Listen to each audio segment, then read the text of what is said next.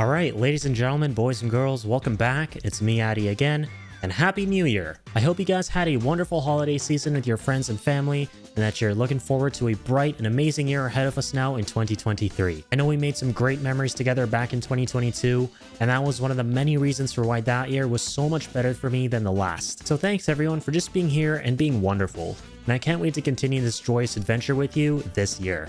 Now, another big reason for why 2022 was amazing is because we streamed lots and lots of games over on Twitch.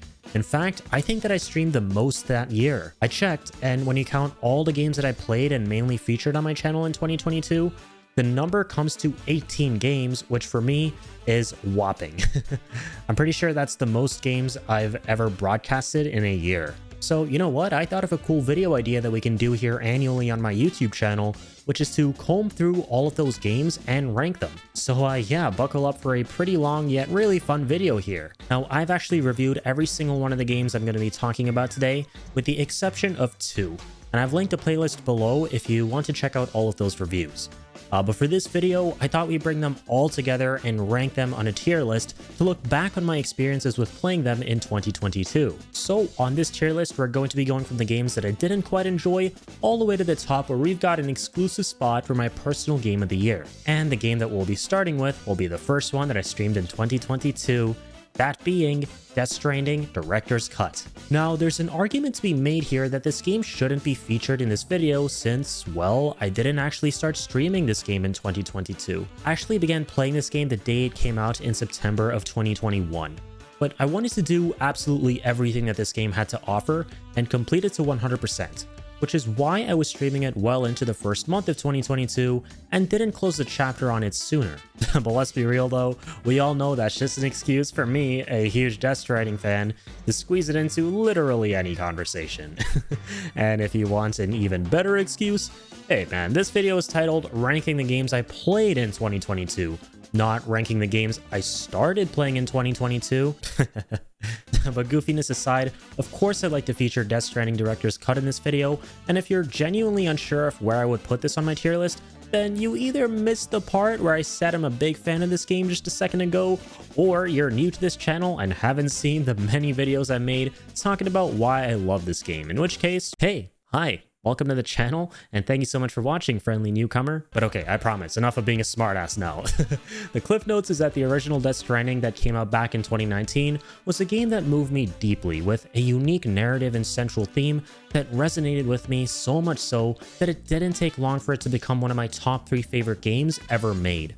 This game is about reconnecting society, and I found it extraordinary how that concept not only made for a beautiful story, but also an immensely fun and original gameplay experience. The Director's Cut version, which was released a year later, added new gameplay elements, technical upgrades, and even narrative sequences that took a game that I already considered to be a masterpiece and made it even better. So, at this point, it should be no surprise that Death Stranding Director's Cut goes into the masterpiece category for me. So yeah, we're actually starting things off on a high note, but also a pretty low note, since now I'm actually thinking about Death Stranding 2. And that makes me sad, because I need that game to be out now. So yeah, let's move on before I start crying. Now, the second game that I streamed in 2022 was Halo Infinite.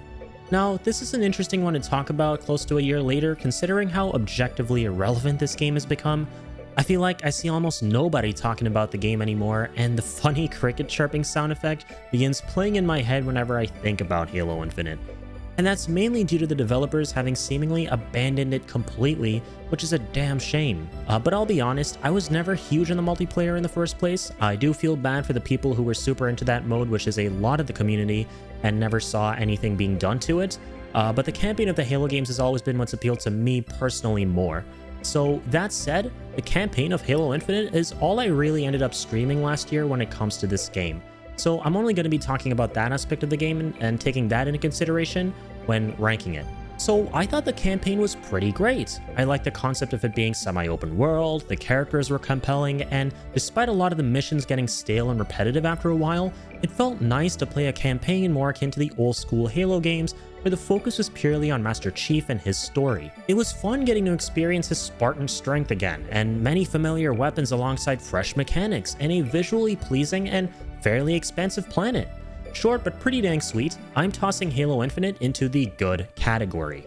Next up, we have Tales of Arise, which sadly I didn't get to finish nor review, so this one's going to be going into the didn't finish category, of course.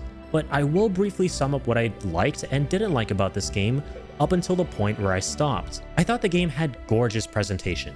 I love the setting, colorful world, and the characters. It's also worth noting that the dynamics between these characters were fun to witness as well, and really reminded me of some of my own personal favorite JRPGs. Now, this was my first Tales game, so I'm not sure how this one compares to the others in the series, but everything short of the difficulty scaling was done very well here. The difficulty sadly ramped up a bit too fast for my liking, and I wasn't a fan of the gameplay design of one boss in particular, who caused me literal pain in real life while fighting him. I'm not even joking here. I remember I had a really bad headache with all the constantly flashing colors and overwhelming pace at which this boss was hurling excruciating attacks at me. The game, I felt, got unreasonably difficult, not only at the wrong times but in the wrong way as well, by being more frustrating as opposed to challenging, which is a big gripe that I had with another game that we'll be talking about down the line in this video. But overall, I enjoyed everything else in Tales of Arise, and I would really like to return to it one day and complete it. So, after Tales of Arise, I went on to complete Sifu. Now, Sifu was a game that took me by surprise. I didn't even know that this game existed or was coming out until a day before I played it, and I'm honestly so glad that I got to play it.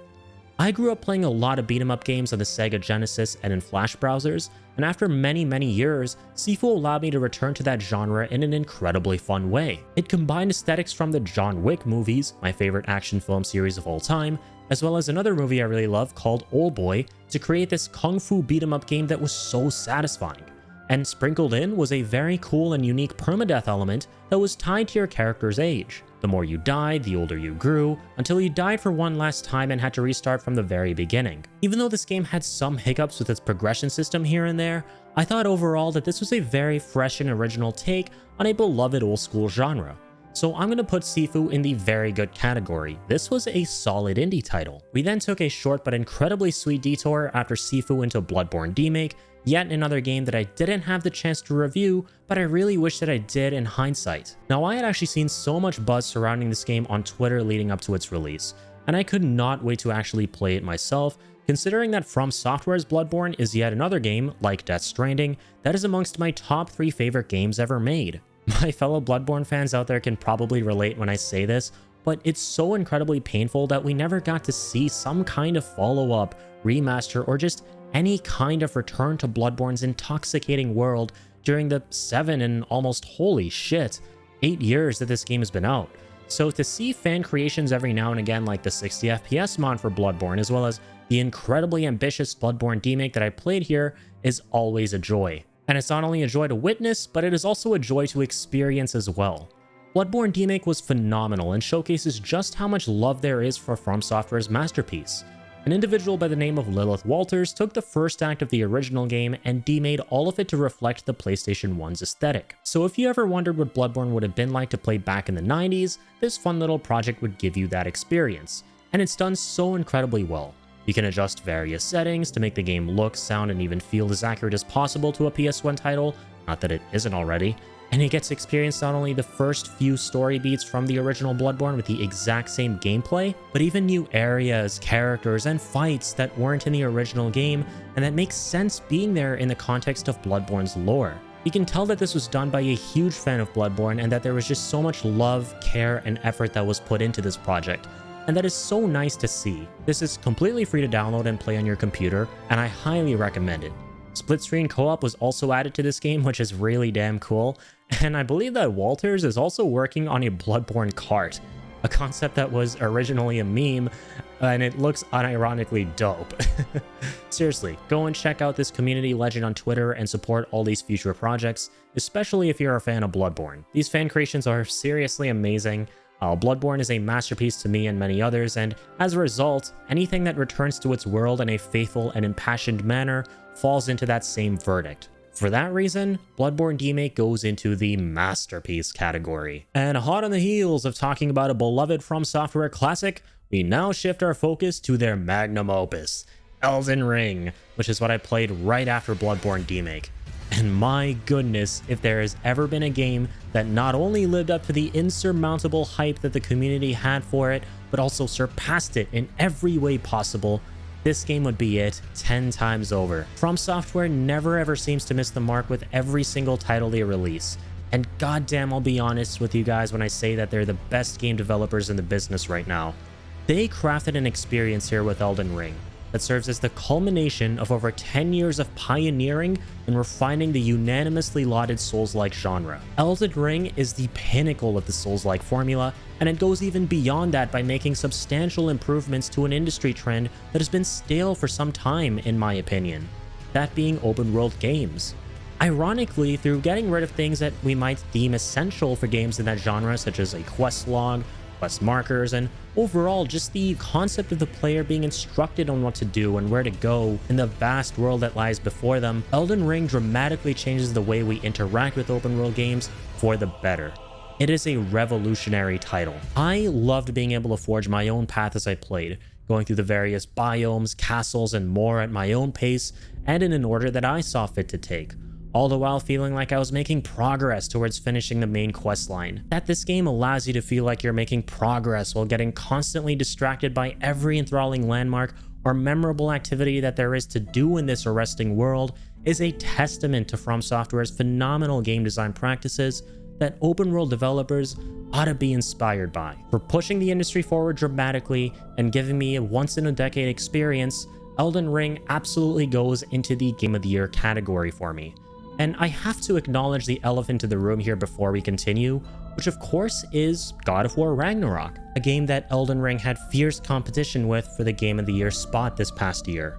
While Elden Ring did snag the cake at the ceremony itself, and in my own personal Game of the Year spot, to me the reason why God of War Ragnarok had such a strong case for winning the award just like its predecessor did was because beyond just being a quality video game, it delivered an immensely powerful narrative that still has me thinking about it to this day. The touching father-son relationship that continues to drive Kratos and Atreus' story forward is just as well written and realized here as it was in the previous game. And there's certainly an argument to be made that the storytelling is even better in this one than in the last game. But as a complete package beyond just the narrative, I had already experienced the magic and novelty of the new God of War games back in 2018 already, for which the first game winning the Game of the Year award back then was absolutely well-deserved in my opinion, and it was even my own personal Game of the Year back in 2018. So if you ask me, God of War 2018 was a landmark title, and its sequel treaded familiar ground when following its footsteps, and it accomplished that beautifully. But this year, Elden Ring shines as a fellow landmark game that has left an indelible mark on both its own player base and the games industry as a whole, which is why to me it goes into my own personal Game of the Year category, and why God of War Ragnarok follows closely as a masterpiece that continues the powerful cinematic storytelling and gameplay of its influential predecessor. But we played God of War Ragnarok close to the end of 2022 back in November, and half a year before that in June, we played Stranger of Paradise Final Fantasy Origin, right after Elden Ring. Stranger of Paradise is a game that I actually had a lot of fun with. It had highly addicting gameplay that utilized a very satisfying class structure that resembled a job system from one of my all-time favorite Final Fantasy games, that being Tactics. And there were so many of these jobs to mix up, unlock, and experiment with, to allow for a wealth of unique combat experiences, which is one of the many staple elements of Team Ninja games. The gameplay here was basically if you took one of the Neo games, which I love, and slapped a coat of Final Fantasy paint on it. Sadly, I felt that the visuals and character designs were shoddy in this game, and the narrative and storytelling were largely underwhelming until the very end, where I was pleasantly surprised with what this game turned out to be in the grand scheme of things. So overall, I enjoyed my time at Stranger of Paradise, and despite its many shortcomings, the incredibly fun combat and boss designs carried the game and made its low notes tolerable nonetheless.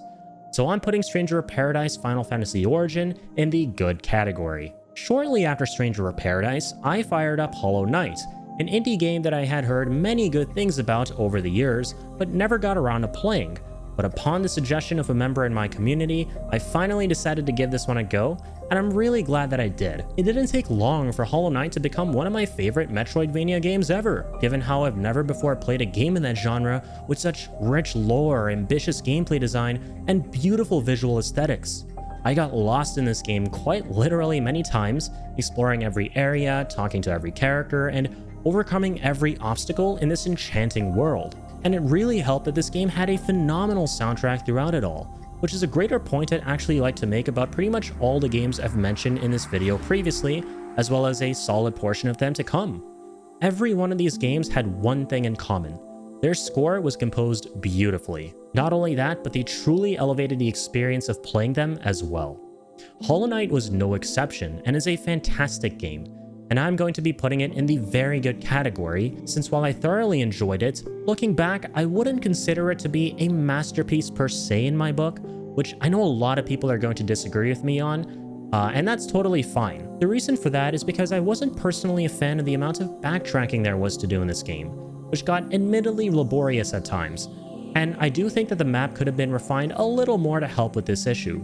And again, I can acknowledge that this most likely will be a hot take, and please feel free to disagree with me on this point in the comments below. But again, this is my own personal opinion on the game, which is what this video is about at the end of the day. My own opinions and experiences with these games. Overall, Hollow Knight is fantastic, and I'm really looking forward to Silksong. And another game that I was really looking forward to after playing Hollow Knight was Hades, which we did indeed do. Now, just like with Hollow Knight, Hades was yet another game that I'd heard so many good things about over the past few years of it being out, but one that I had never gotten around to playing. But when I did, back in August of 2022, that experience hit every single one of the right notes for me. Entertaining story? Check. Solid gameplay loop? Check. Not only does this game delicately balance these two things with an absurd amount of polish and care, but it does so in a way that makes it the quintessential quality over quantity kind of game. I genuinely could not believe that a game with only 4 levels could deliver one of the most enthralling and replayable gaming experiences I have ever had. I loved the art style, the mythos, the characters, and how all the masterfully designed roguelike elements and combat mechanics here tied back to the simple yet thoroughly compelling tale of attempting to escape the Greek underworld as the Prince of Hell. Not only did Hades easily become my favorite roguelike of all time, but it absolutely stole the spot from Dead Cells as my favorite indie title of all time. That's how much I fucking love this game, and I cannot wait for Hades 2. I went overnight from not knowing jack shit about Supergiant games to now having them in my pantheon of favorite game developers ever, and will eagerly await their sequel, which I have little to no doubt in believing will be as big of a masterpiece as this one. The indie train then continued, as right after Hades, we rammed straight into Cult of the Lamb. Now, this was a cute, even though I use that word lightly, change of pace from everything else we'd been playing up until that point. I was a big fan of the endearing yet demonic aesthetic of this game, and I greatly appreciate how Massive Monster Games took small pieces of DNA from many other beloved isometric titles such as Animal Crossing, Binding of Isaac, Stardew Valley, and much more to create an experience that is equal parts roguelike and social life sim in the coolest way possible.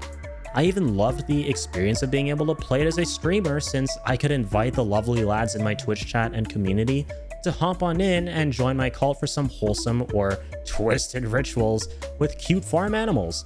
Which one was it? Wholesome or twisted? Check out the VODs on twitch.tv/irritableidian to find out. But yeah, there were many elements in this game that I thought were very thoughtful and imaginative of Massive Monster Games, and I applaud them for creating a game that is original yet familiar in all the right ways. Cult of the Lamb was great. Very good game.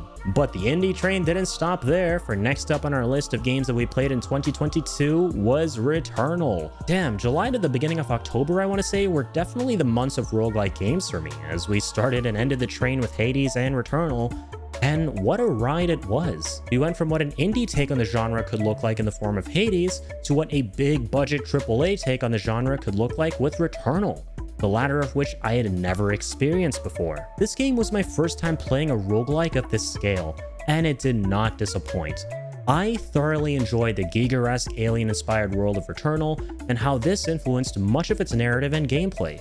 The various biomes were striking, and the combat was fluid with incredibly satisfying gunplay. I loved how this game was essentially a colorful modern take on the classic bullet hell experience, and fighting against various freaky yet mesmerizing foes in this game was really fun. On top of this, trying to unravel the trippy story in this deeply psychological sci-fi adventure was a joy.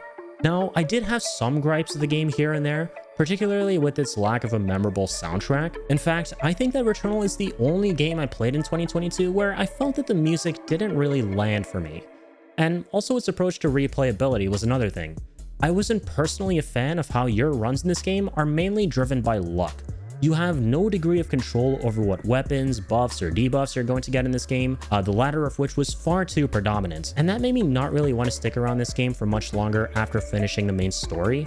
But at the end of the day, I thoroughly enjoyed Returnal, and I loved seeing such a fresh and awe-inspiring take on a genre that is usually relegated to a smaller budget. This was a very good game. Now, right around the time I beat Returnal, the sequel to my favorite shooter of all time was released.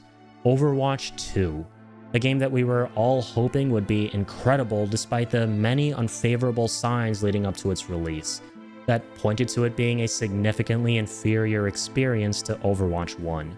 And sadly, for the most part, those signs turned out to be right. Now, I made a video 3 months ago talking more in depth about my impressions with Overwatch 2, and I still do stand by those thoughts in that video, maybe even to a greater degree now.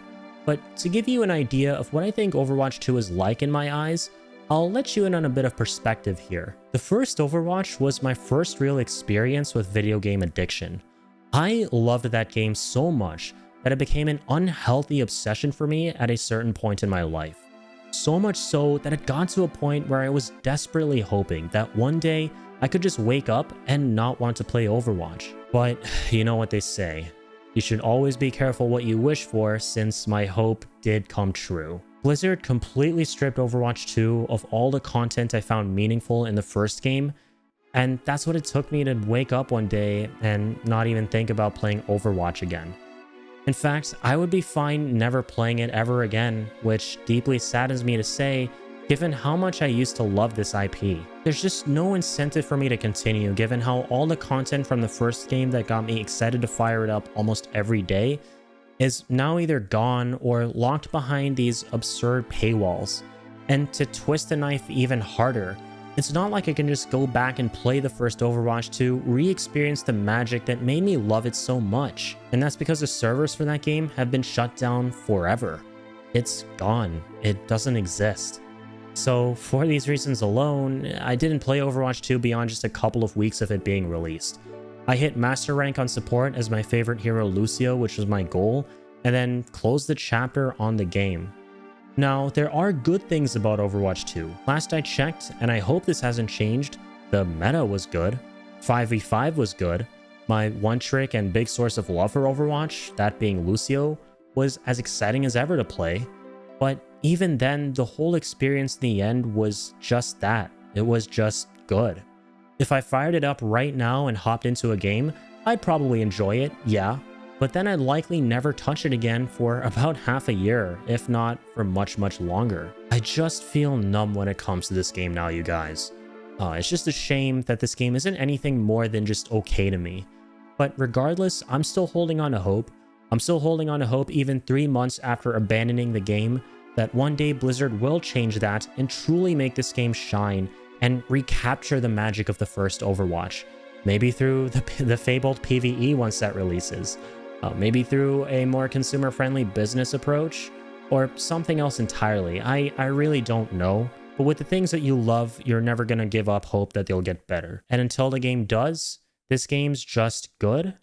And that's the category it goes into. But I wish I could say otherwise and that this would have gone higher. But now onto some more uplifting yet horrifying stuff. Right after I played a bunch of Overwatch 2, I hightailed it straight into Resident Evil and 8 to celebrate the spooky month of October. Now, I'd never been too particularly big on horror games in the past before I played Resident Evil 7, and that was mainly because I would get scared too easily.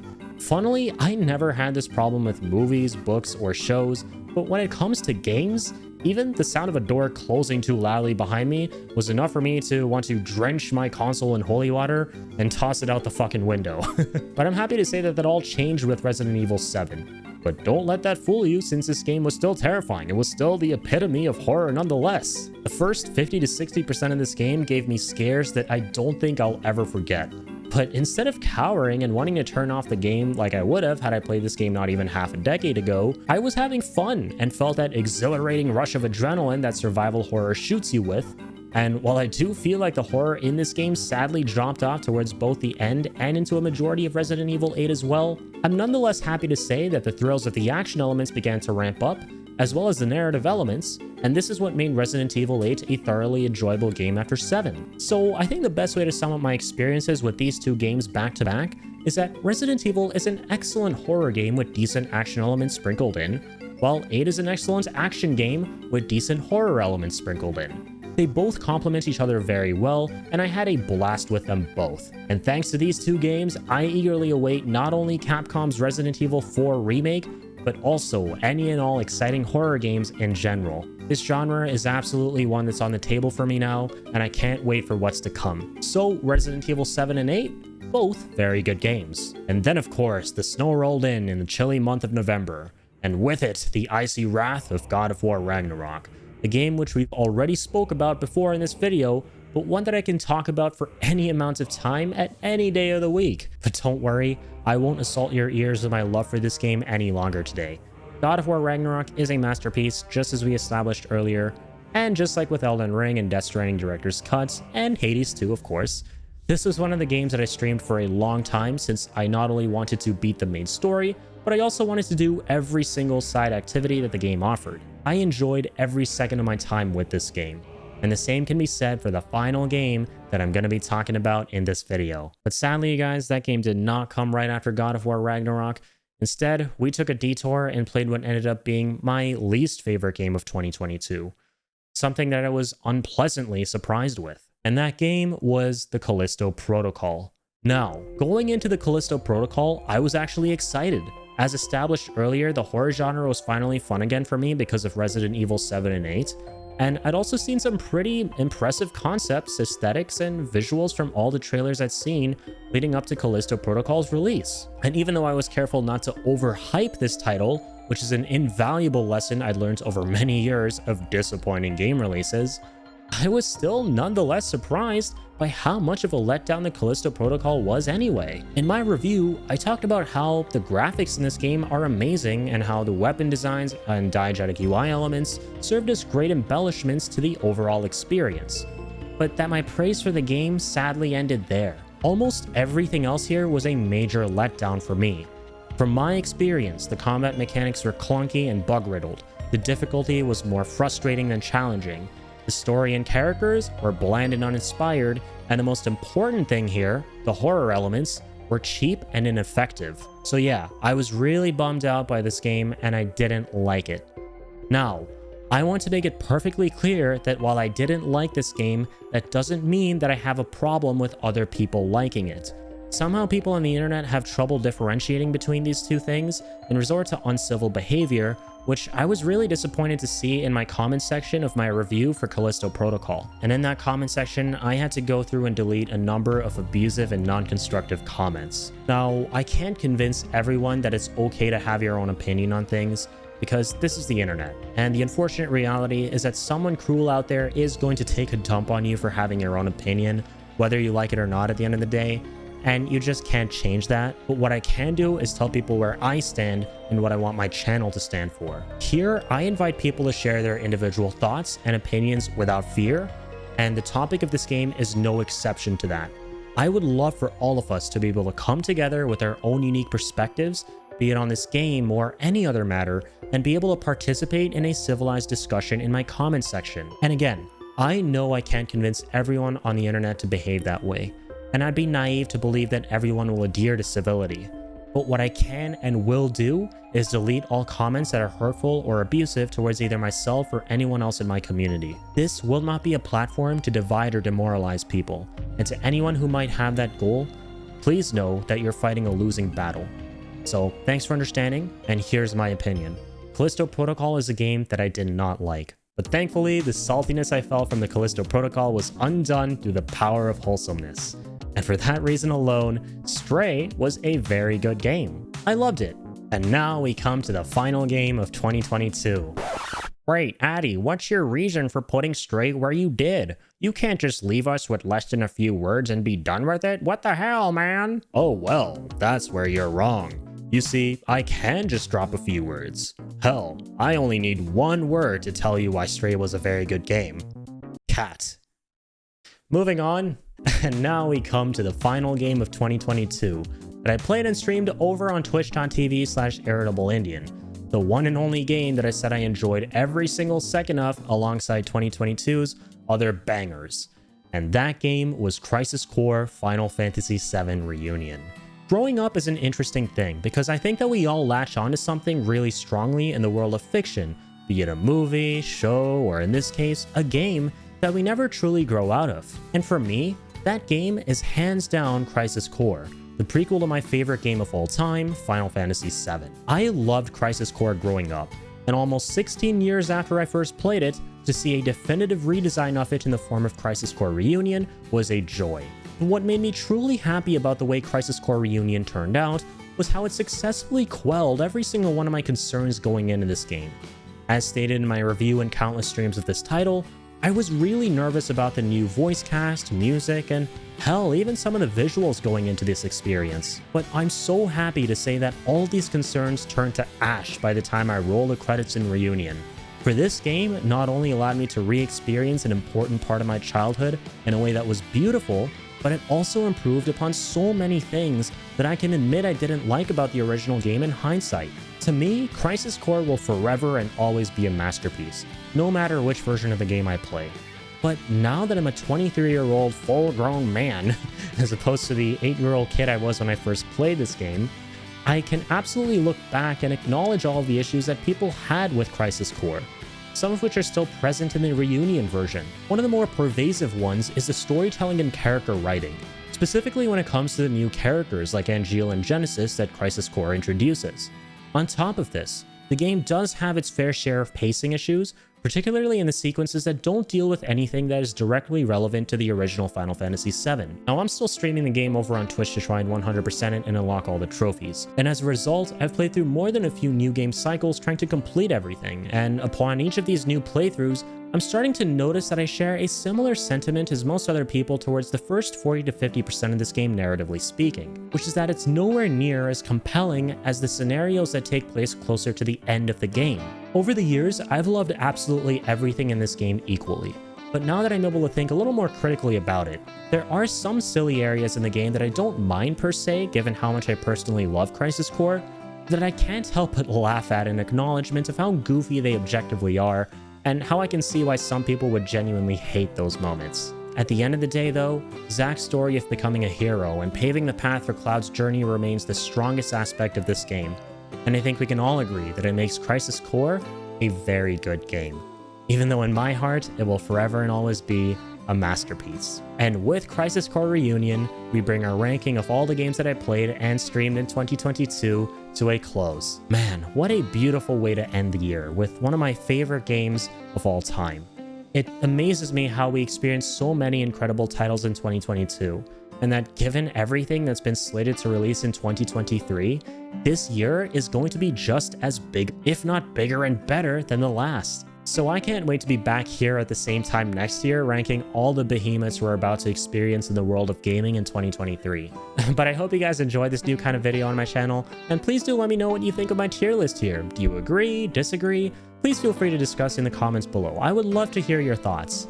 I know this was a lengthy video since I obviously had to go through so many games and had a lot to say, but I'm really glad I made this. It was a lot of fun, and I can't wait to continue talking about and reviewing all the crazy games I end up playing in 2023. So stay tuned, and Happy New Year again, guys. Stay happy, stay healthy, stay positive, and as always, keep on keeping on.